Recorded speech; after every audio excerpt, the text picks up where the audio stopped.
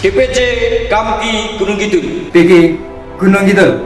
Gerakan Pemuda Ansar Gunung Kidul. Klasis GKJ Gunung Kidul. Siribitus dan Yakum. Lokasi wilayah 3. FLPK Jateng DIY. Rumah Sakit Bethesda Wonosari.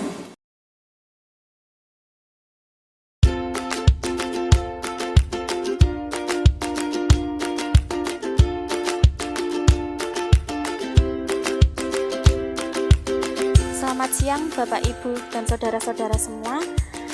Pada kesempatan kali ini saya akan mempraktekkan cara membuat cairan desinfektan dengan bahan-bahan yang sangat mudah kita temui. Saya akan memperlihatkan terlebih dahulu untuk alat dan bahan-bahan yang akan kita pakai. Yang pertama, kita memerlukan 5 liter air yang kita tuangkan di dalam satu ember. Kemudian yang kedua, kita membutuhkan alat sprayer atau alat penyemprot desinfektan. Kemudian kita juga menggunakan alat pelindung diri berupa mantel sekali pakai atau jas hujan sekali pakai. Selain itu kita menggunakan gelas takar dan juga ada kanebo. Selain itu kita juga menggunakan corong, kemudian handscoon atau sarung tangan, dan bahan utama untuk membuat cairan desinfektan yaitu larutan peluruh lemak atau pembersih lantai, dan juga menggunakan cairan pemutih pakaian dengan merek apapun. Nah, yang pertama kita tadi sudah menyiapkan air 5 liter. Yang akan kita campurkan adalah yang pertama larutan pemutih baju. Ini bisa dengan merek apapun ya.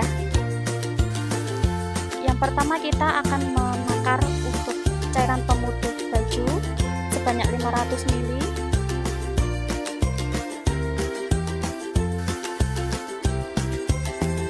Kita masukkan ke dalam 5 liter air biasa.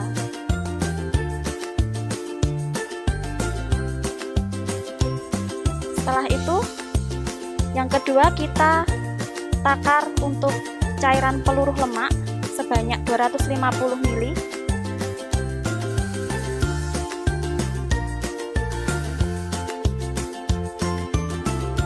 Kemudian kita taruh ke dalam air dan kita aduk, tetapi jangan sampai keluar busa yang terlalu banyak agar nanti ketika kita menaruh ke dalam alat semprot itu tidak kesulitan. Nah, fungsi dari cairan peluruh lemak ini nanti adalah sebagai pengikat cairan agar nanti menempel di benda lebih tahan lama. Setelah kita sudah mengaduknya, kita bisa menuangkan ke dalam botol semprot.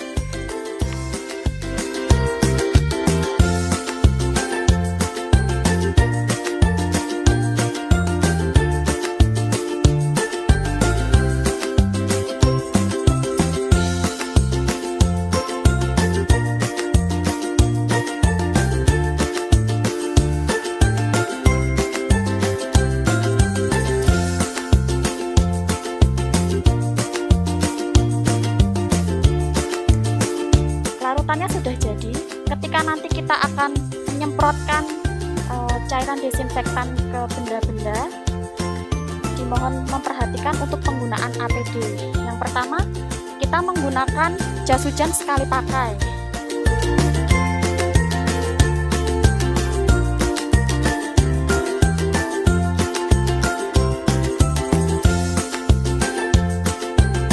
Kemudian kita menggunakan handscoon atau sarung tangan, masker, dan juga sepatu yang tertutup, atau juga bisa menggunakan pelindung sepatu.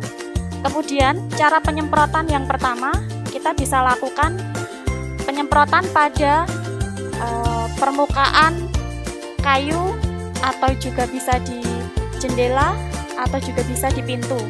Nah, arah penyemprotannya yang pertama adalah dari atas ke bawah. Jika permukaan itu terbuat dari kaca, silahkan menyemprotkan di permukaan kaca terlebih dahulu, kemudian kita lap dari atas ke bawah, selanjutnya baru ke bingkainya, ke tralisnya. Nah, untuk alat-alat yang terbuat dari elektronik diusahakan untuk menyemprotnya dalam keadaan mati, atau juga bisa menggunakan kanebo yang kita celupkan ke dalam larutan desinfektan. Kemudian kita peras sampai airnya habis. Kemudian baru kita ratakan ke peralatan elektronik. Setelah itu untuk yang peralatan elektronik, setelah kita membersihkan menggunakan kanebo, kita bisa mengelap menggunakan lap yang kering. Gitu nggih. Saya akan mencontohkan untuk penyemprotan di permukaan pintu. Yang pertama, karena ini model alatnya adalah pompa, kita pompa dulu sampai ada tekanan udara di dalam selang. Setelah itu baru kita semprotkan ke benda yang akan kita tuju.